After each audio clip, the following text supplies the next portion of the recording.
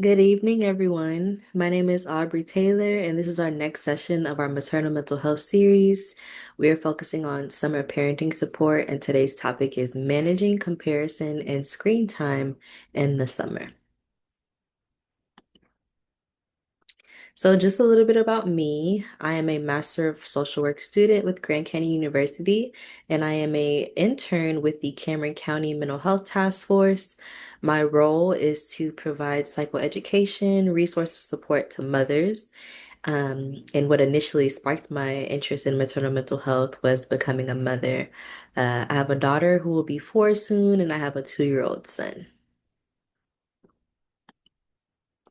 So, the mission of the Cameron County Mental Health Task Force is to enhance community awareness, dedication, and resources to address behavioral requirements of Texas residents. And the purpose of me providing this series is to provide a safe, supportive space to talk about maternal mental health and help you build tools for your well-being. And I do want to share a short confidentiality statement.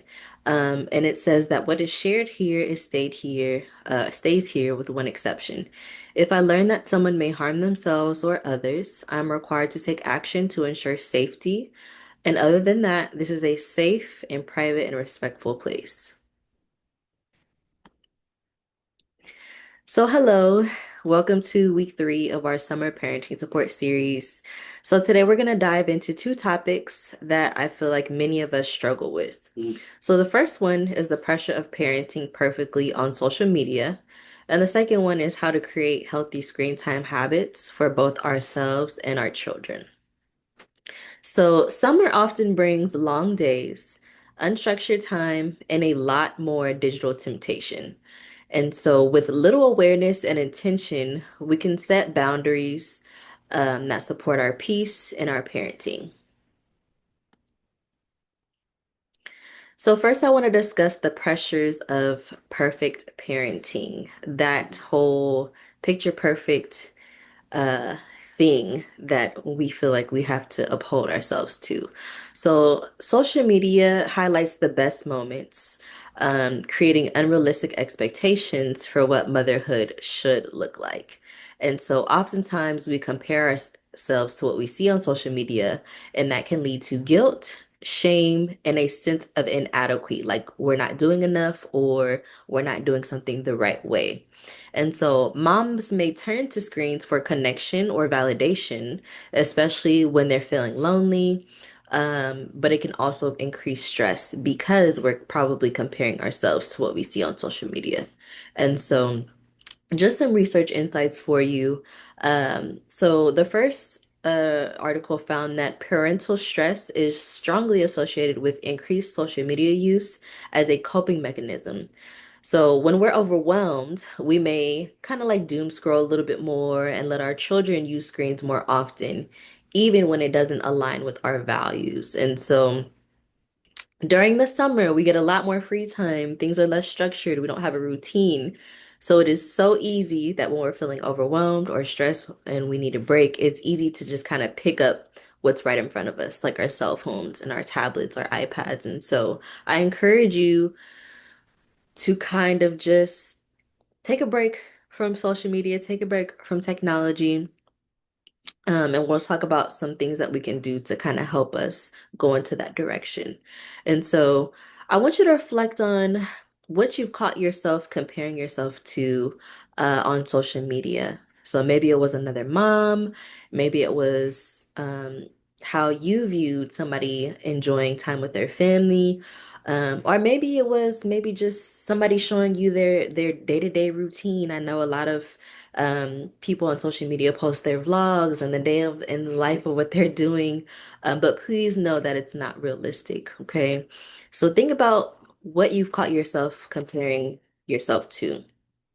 The next question I want you to think about is how did it make you feel afterwards after you made that comparison?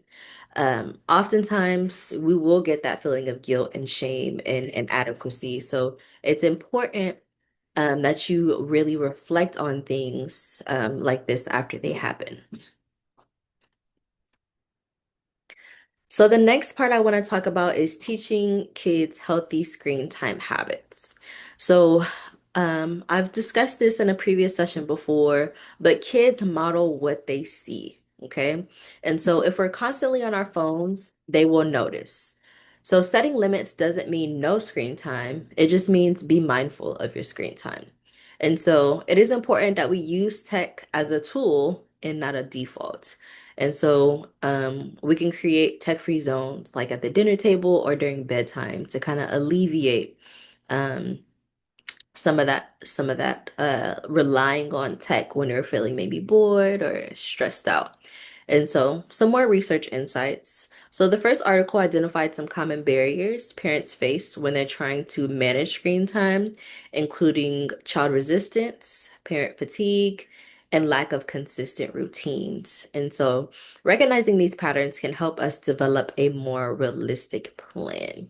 And so um, when we are trying to manage screen time, usually, I know in my case, when the babies are fussy or when I have something I need to do to where I just need the baby to be preoccupied, it is so easy to just kind of hand them their iPad. But we have to realize that pattern we're kind of putting our children into when we're handing over those iPads. And iPads are okay. But I think limiting the amount and setting limits is what's going to help us better this habit. The next research insight says that when parents are taught clear, calm strategies for screen use, it leads to reduced externalizing behaviors in young children.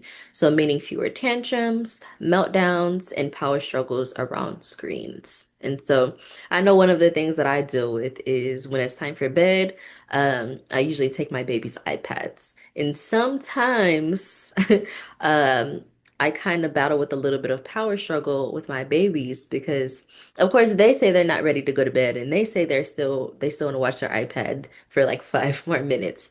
But it's important to get into the routine and making sure we're putting those clear and calm strategies in place so that when we take their iPad, it doesn't feel like a consequence or it doesn't feel like something is being taken away from them. We're just letting them know, like, hey, your screen time is over. Now it's time to go to bed. And so, next, I want you to think about what boundaries around screen time do you want to set for yourself, and maybe even for your children? So, just for an example, for me, um, I know for sure that when I get into the habit of being overwhelmed, or maybe when it's just boredom. My kids are around me, but I do find myself, scrolling on social media. Um, and then, of course, seconds later, my babies say they want my attention. And so I really want to be more intentional about being mentally and emotionally present for them, so that they don't feel like, what I'm doing on my phone comes before them. And so I think the same thing can go for your children, dinner time or at the dinner table, it's like a sacred space. So if you know that you eat dinner with your family, and maybe you're in the habit of letting your child have the iPad or the tablet with them at the table, maybe kind of thinking about what boundaries you can set with your children. So maybe you can just let them know, like, hey, we're having family time right now. Um, let's go ahead and put the iPad into the side until we're done with dinner. And of course, the things that I'm discussing is something that you can put into practice. It's not gonna be perfect overnight. But I'm just trying to share some tools and some resources with you to help support you. So next, I want to just share with you a 24-hour social media detox challenge. So let's take a small step to reset our relationship with technology. And so if you grew up in a time like me, where technology really became a huge thing, I just want to invite you to try a 24-hour social media detox. I think over time, especially during COVID, we got so used to being on technology, but I think just having some time to detox how much you're using your technology really makes a difference. And so you don't need to delete apps. I just encourage you to just pause and be present, okay? And so You can journal or you can reflect after this activity to see what you've noticed. So, some reflection questions that you can think about while we're doing this or while you're doing your 24-hour detox is when did you feel the urge to check your phone? Okay, so remember that I gave you the example of sometimes I check my phone when I'm overwhelmed or stressed or when I'm bored. But I want to encourage you to think about when you felt the urge to check your phone. The next question I want you to think about is what feelings came up without the scrolling? Um, so it could be some simple feelings, it can be some surface level feelings, it can be maybe some deeper feelings. But I want you to think about what feelings came up without the scroll. And then the next thing that I want you to think about is what did you do instead?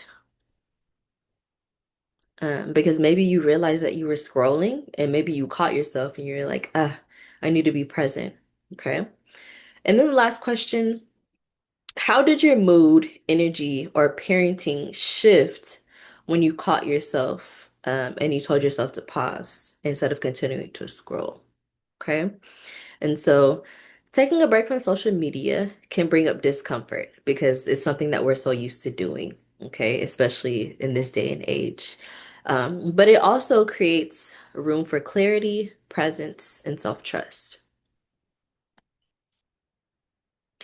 Lastly, I want to leave you with a family digital wellness plan. So, to help you build on today's conversation, I created a family digital wellness plan worksheet. It's a simple tool to create screen time routines that help support your family and their values, the connection, and creating a calm space. Okay. And so this wellness plan is going to include a tech-free times or time zones, family screen time goals, parenting child agreements on social media use, and also the space to track weekly screen-free activities. Okay, so once you've created your wellness plan, I encourage you to post it on the fridge or revisit it each week, so that way you can kind of make adjustments when needed. And lastly, as always, I want to offer some support for you. If managing screen time or setting digital boundaries feels overwhelming or brings up guilt, I'd love to support you one-on-one. We can create a plan that works for your season of motherhood. And so I encourage you, if you'd like, to reach out to me via this email, CameronCountyMentalHealth@gmail.com. And I want to thank you for being honest with yourself today. I think being aware and self-reflecting on things really helps a lot. And so know that you don't have to keep up with a picture perfect standard of what it means to be a good mom, or parent, okay? Real motherhood is messy, it's imperfect, but it is beautiful. And you deserve digital boundaries that protect your peace, okay? So, a weekly prompt I want to leave you with is what's one small digital boundary you can set for yourself or your family this week? Have a good evening.